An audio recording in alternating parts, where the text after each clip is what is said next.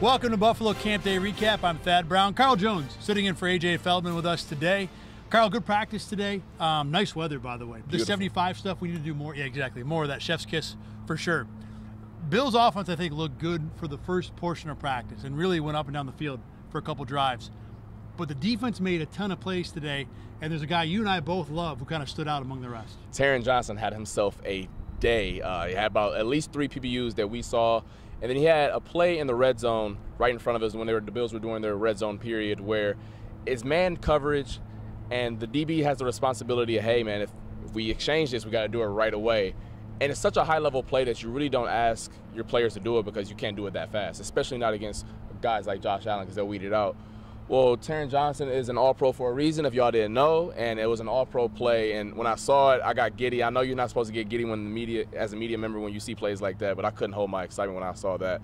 It's just a phenomenal play, and it continues to show the strong camp that he's had. To explain the play, like Carl said, it was 2 receivers out to the left of the offense. Taron was in the nickel, so on the inside of those 2 receivers to the defense's right. I don't remember who the outside corner was. Rasul Douglas, probably. Yes. Doesn't even matter for this. Keon Coleman was the outside receiver, and the 2 receivers changed. So like you said, what the goal of the defense is to do is not stay with your man, but to exchange the men so we don't bump into each other. Explain why that's so tough to do, because I think for someone at home might sit there and think, okay, so I got to stand there and let the receiver run to me. It's definitely not that simple. So usually you want to, if you want to exchange that, you'll just say, hey, we'll both play off and we'll just look at each other's man or whatever. But Taron was pressed on his guy, which means he can't see he couldn't see Keon. He is looking directly at Khalil Shakir. But whatever it was, and we weren't able to speak to him after practice, but he felt Khalil go out just enough to where he's like, you know what, if Khalil's going out, something has to be coming in. And it was Keon Coleman, and he was right under the route. It's a great ball, but he was able to make a play on it. It's such a high-level play because in college, they never allowed us to do that. If I'm up in press, it is my guy. You run through all the traffic. But the fact that the Bills trust a guy like that to say, hey, we trust you to have eyes in the back of your head and still make a play like that, it's just bonkers. To underline your point about how difficult a play it was, it's against Keon Coleman to where Taron is generously giving up a half foot of height. And as you said, the ball from Josh Allen was in a good spot. It wasn't a poor pass, and he still was close enough to make the play. And that was after him making a variety of other one-on-one plays today. It was just, like you said, an example why the guy's an all-pro.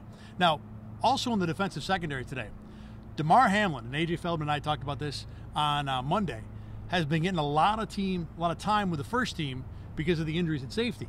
And he keeps making plays. Today, there was a ball down the seam that James Cook caught, and I thought he had it, and then Damar Hamlin knocked it away for a fumble. Now it was near the end zone. Might have been a touchdown. It would have been a 3-hour review. Regardless, it was a good play by Hamlin, and that wasn't the only play he made today. Then he got Cook again. Like, he knocked it out of his hand. No, not that play, excuse me. 2-minute drill, a PBU. I believe it was Dalton Kincaid coming across the middle. That sounds right to me too, yeah. And first play of 2 minutes, so you know how the offense is, something easy to get them going. D. Ham said, no, don't do it this way. I know that we're saying, like, hey, he's in there because of the injuries around him. But if you keep making plays like that, it's not about the others anymore. It's about what I can do out there on the field. And to this point at camp, I know they're not live or anything like that, but he's making plays, and they talked about it last week. I think it was Bobby Babbage who spoke on the fact that the reps he got in 2022, and I know last year is his own beast, really helped him out in terms of his maturity as a player, and it shows out there. And last year he was the 4th safety kind of by default. You know, there were people around the country, around the world, who looked at it and said, well, it's like a PR stunt. That's why he's on the roster. No, he's on the roster because he was the 4th best safety, but he was the 4th best safety because there really wasn't anybody else to compete with. Well, this year, I think you take the top 4 guys, you got Bishop and Edwards and Rapp, and then Hamlin. And I think there's a dividing line. But Kareem Jackson, who started 200 games in this league, is in this camp. Terrell Burgess, who has had NFL starting safety experience, is in this camp. And Hamlin is the one who's rising above. I think whereas last year he kind of won the spot by default, this year he's taking it. This year he's earning it to the point where if he has to play, and let me see what you think about this, in 22 I didn't think he was a very good starter. I didn't think he belonged as a regular player on the field. I'm starting to wonder if I should reconsider that decision right now. When they brought in Kareem Jackson and Terrell Burgess, a part of me was like, man, we don't know how long Bishop and Edwards are out, but those can be guys who can be spot starters in a pinch. I don't feel like that anymore. I feel like this is a situation where they're there just so we can get through training camp. like DeMar Hamlin has played that well at safety, and I think if they were to throw him out there in a month from now for week 1, I think the Bills will be all right with, especially with all of the communication aspect that's required of this defense and all of the different disguises. He clearly knows the defense. He's been here for 4 years at this point, and now he's making plays on top of it, and that's where you really take off as a player. Let me ask you this then. Is Hamlin making plays because he's playing better, or does he look good because he's the only one here, other than Taylor Rapp, who really knows this defense? I'm sure that has a lot to do with it. You play faster when you know where you're going. Mm-hmm. Like, I'm not running around with like a chicken with my head cut off. Like, it's easier to make plays and stand out when you know on this play I have to get to that landmark and be there. It's a lot more difficult when you're like, okay, I got to disguise this, but where I got to go over there? Wait, you told me. That's a lot harder. So I'm not surprised he's making plays, considering that they always rave about how smart he is and how he's able to grasp information. And it's showing out there where he's not really out of position too much from what we can tell. And the times that he is in position, he's making plays. Also on the defense today, we've talked about Von Miller a couple times this camp. He had another good day today. I mean, Spencer Brown is not going to enjoy watching the film from this practice. It wasn't every play. Spencer had his wins. But, Von showed the quickness, got around the outside a couple times. He had an inside spin move that looked like it worked. You can never tell, A, because we're standing on the field, you don't know where the depths always are, and B, because the guy's not really trying to tackle the quarterback. You don't know how much of an actual pressure is being gained there. But Von Miller looked good today. Now, the thing is, he's only rushed against Spencer Brown this entire camp. Not even other side against Deion Dawkins, not against the second team. He has been Spencer Brown's problem for the entirety of this camp, which I don't know what it means. If Spencer Brown, he was pretty good last year. If he's pretty good this year, I think we feel good about Von Miller. But who knows where Spencer Brown is? And I've got nothing else to compare it to. But, we've talked about it 1,000 times. If Von Miller is going to look like this in the regular season, the Bills have a giant box that is going to get checked. I don't think we're going to know much about Von Miller until the Bullets are live. Because he's not even preseason live. Not even preseason, because I don't know how much he's going to play in the preseason, and if so, how many legit pass rushing reps is he going to get in August. I don't think we're going to get a true answer until September, where he's able to pin his ears back and he doesn't have to worry about staying off of the red jersey. So I don't know. He looks more athletic, but I mean, the bar was the floor in terms of where he was last year. Right. He was in a knee brace. He said ad nauseum that he shouldn't have been out there. He looks better, but once again, better from where he was last year is not saying a lot. I would not be surprised, by the way, if the Bills employ him almost like a designated pass rusher. The role that Bryce Huff had with the Jets, that Josh Uche has up in New England, to where he really is only out there for passing downs, because the Bills signed him, and he certainly has been a guy that plays every down. He can be useful in run D, and I think he might still be able to have some of those abilities. But to make sure you get the most out of him, just play him on passing downs. Wouldn't stun me at all. As long as Dwayne Smoot continues to play as he's played off the edge, that's a nice three-man rotation with Epinesa, Rousseau, and Smoot. I can see that working for sure. Let's move to the offensive side of the ball. Josh Allen, he's good at football, FYI. Today, the thing you saw a lot of was Josh working off schedule. Maybe not a lot, but that's what stood out.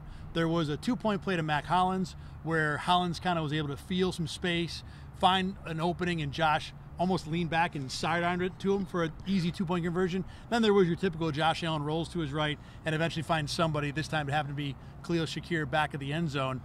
Do we take for granted how good he is at that stuff because of how often we see it, especially in a setting like this? For sure, because there are a lot of quarterbacks who think they can play off schedule. Yes. Like, there are a lot of quarterbacks who think once I get out the pocket, oh, Lordy, I can make something shake.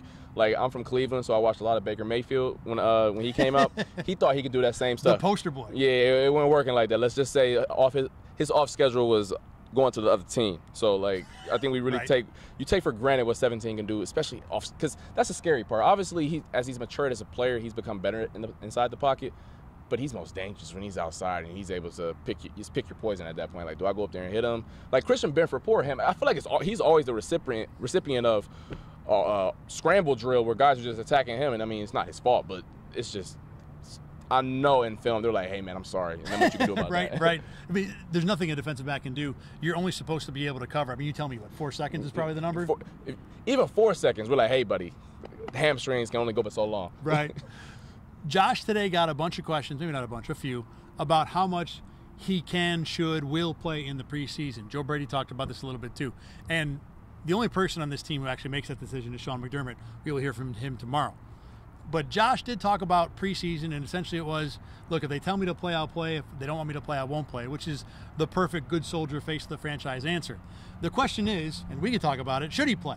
And you found a good stat about this, kind of showing that preseason playtime does not always indicate regular season success. Yeah, in 2022, he played one drive in the preseason finale, and so there's not a lot of time whatsoever. He threw 3 passes. Yeah, and they came out in week 1 and curb stomped the LA Rams. I know you remember that one. Last year, they played in 2 games. And I know you guys remember what happened in the New York Jets game in Monday Night Football. It was less good. Yeah, it was not good at all. So I don't know if there's like a recipe for success in terms of your quarterback playing. I will say from a defender's perspective, I do think live reps are important. Because Josh did talk about being sore, and being sore does matter when you – to get that soreness out as a DB, I think helps out a ton.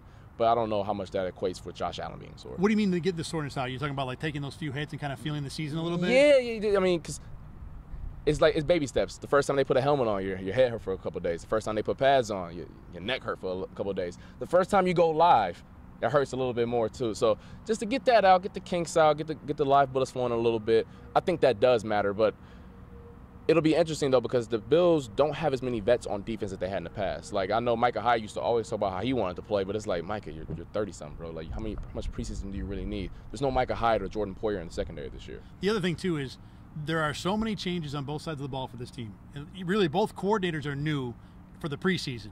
Safeties, center, there are changes everywhere. I've thought for a long time that the Bills would need to play, or should play, or it would benefit them to play these starters more in the preseason than they normally would, because there are kinks that need to be worked out. But there's obviously, as Josh pointed out, the double-edged sword that the more you play, the more you risk injury. I don't think we'll see many of the starters for this game. The first preseason game tends to be one where you don't see a ton of guys, except for the teams that, like the Chiefs that play their starters all the time. Yeah. But I think you talked about last year, Josh played 2 games. It was 4 drives over 2 games. That sounds about right for me. Next week, see at least a quarter at Pittsburgh, maybe a drive for the last home game against Carolina. That, to me, sounds like an appropriate amount of time to play for the preseason. Especially with the style of quarterback Josh Allen is, where there is a lot of off schedule and a lot of scramble drill. Yeah, practice is one thing, but to get those live reps in a game, I think is beneficial. Now, I will say this. If Josh Allen gets outside of the pocket in a preseason game, I know everybody from Joe Brady to Sean McDermott to everyone get out of bounds, throw it away. But it's Josh. He's not going to throw it away in the preseason. So I think that does matter. But even at that point, he needs no preseason time to perfect that play. No, but I think the receivers can get used to it. To get used to him for sure. All right. One other note from today: Deion Dawkins left practice early in the team session. He reportedly walked out with a trainer, so it wasn't like he was carted off or something, but did not return. When we mean did not return, was not on the field at all the rest of the day. So certainly a concern. One thing, Carl, about that is you start listing the really good players in this team. Deion Dawkins is going to be high on that list. But the Bills have some good depth at tackle. I mean, Ryan Vandermark was the #1 backup all last year, had 1 series, played well in that series. Bills scored a touchdown on it. Lyle Collins is here. I don't know how many games he's going to play if you have to play him regular time, but to fill in for Deion here and there, the Bills are in pretty good shape at tackle. Yeah, it didn't appear that he was overmatched or overwhelmed at all when he was out there. Speaking of Vandermark, I think that is a position that they they took for granted, but they were healthy all last year. No one missed a snap due to injury on the offensive line. So, not saying I don't know the extent of what Deion's going through right now, but I do think here in camp is a good time to mix and match some things, and maybe out of necessity today. It was remarkable. The offensive line went all last year without any injuries. It's so remarkable for that to happen 2 years in a row that you almost expect something at some point is going to happen. All right, right now it's time to hand out our turkey burgers. These are the notable players from today's practice. Could be one play. It could be a whole day. Carl, you are the guest today, so you may go first. Yeah, Taron Johnson. Y'all thought I was going to not talk about a defensive back first? Come on, phenomenal day, really darn good player. I can't reiterate enough how impressive that play was and how impressive of a player he is. Doesn't get a lot of credit because the slot position is hey, you're not a corner, you're not a safety. What do you do out there? It's the second hardest position on the team outside of quarterback, and he continues to do it at a really high level. To that point, I can't tell you how many times someone will ask me, or'll get a question on Twitter who's got the best corners? Who's the best secondary? I never put the nickel in the mix. I don't do it either. You always just think outside and safeties, and that's it. And you're like, the Bills are good, but they're whatever. And you forget about Taron Johnson, how much not only is he good, he makes everybody around him better by the amount of space and the things he does We could really do a whole hour on Taron Johnson. All right, on my first turkey burger, Dawson Knox. Nice seam ball today from Josh Allen, kind of a catch in traffic, had to protect it. And then later on in the red zone / goal line drill, had a play where he faked the block on Dorian Williams for a second, then went on an out route and was open by 2 yards. Nothing spectacular. And we talk about Dalton Kincaid all the time, but Knox is still that steady, safe, productive receiving tight end. Yes, he's going to drop a few balls, but the guy still makes plays. He made plays today. Matt Milano's my next one. Coming off of an injury, missed a couple of days here and there, rest. They're trying to slowly build him back up to the reps that he's gotten in the past. But he had a couple plays in space today. Encouraging to see, testing that leg out. Didn't look like he was going to miss a tackle if it was live. I like that, the fact that he was able to do some stuff in space today. Had a full go tackle of James Cook today yeah. in the open field. Yeah, I think him and James were the only ones going live today, but I don't think Matt Milano cared too much. But a good sign, though, because James Cook is not your easiest open field tackle to make. My next one is Mitch Trubisky. Bills had a play today where they sent Cam Lewis on a blitz from the offense's right. Javon Solomon beat his tackle to the same side. So basically a jailbreak right at Trubisky. He read it, calmly threw the ball over the blitz, found Quentin Morris for a nice 15 to 20-yard gain. Trubisky's camp has been okay, I think better than expected, but this was an absolute elite, experienced quarterback play that you're thinking, if I can get 5 of those in a game where Josh Allen's hurt, I'm okay with my backup quarterback. You can tell he was geeked up about it, too, because he ran right down to Quentin Morris. He was juiced up. The Joe Brady was juiced up about it on the other sideline. Really, really impressive play, for sure. My last one is going to Rasul Douglas. Jumped in front of a comeback curl route from Curtis Samuel, pass from Josh Allen. Picked it off. It looked like very eerily similar to that Jets interception off Zach Wilson and also Bailey Zappi. I don't know what it is about when 31 gets that route combination and he's looking at a quarterback, but he need to tell me because I need to figure it out because I didn't pick that up when I was playing. He's really, really darn good at playing off coverage and anticipating routes. One thing to know the routes and know the coverage, another thing to make the catch, which he does both of those all the time. My last turkey burger, Josh Allen, but not why you might think. He had a play-action fake and a keeper today that had both me and Carl looking the wrong way. And mind you, look, sometimes we watch these practices from 70, 80 yards away because of where the Bills are on the field, other people, staff, whatever, hanging out. This was a play where we were, maybe 15 yards from the handoff? If that. I mean, there's no reason for us not to know where the ball was. And I watched Ray Davis, and I thought, man, that was not a very good run play. And then I hear Josh cackling over my right shoulder, and he's running to the pylon. And look, the other thing that to make this point, you and I both shoot Bills games on the field. So we are on the field watching Josh Allen fake handoffs all the time. And most of the time, I've never thought he had a super play action fake. Like I feel like I know where the ball is most of the time. This one was amazing. I had no idea where the ball was. So turkey burger to Josh Allen for sure. And he let Rasul Douglas know about it too when he was pointing at him and everything. It was really good, really, really good for sure.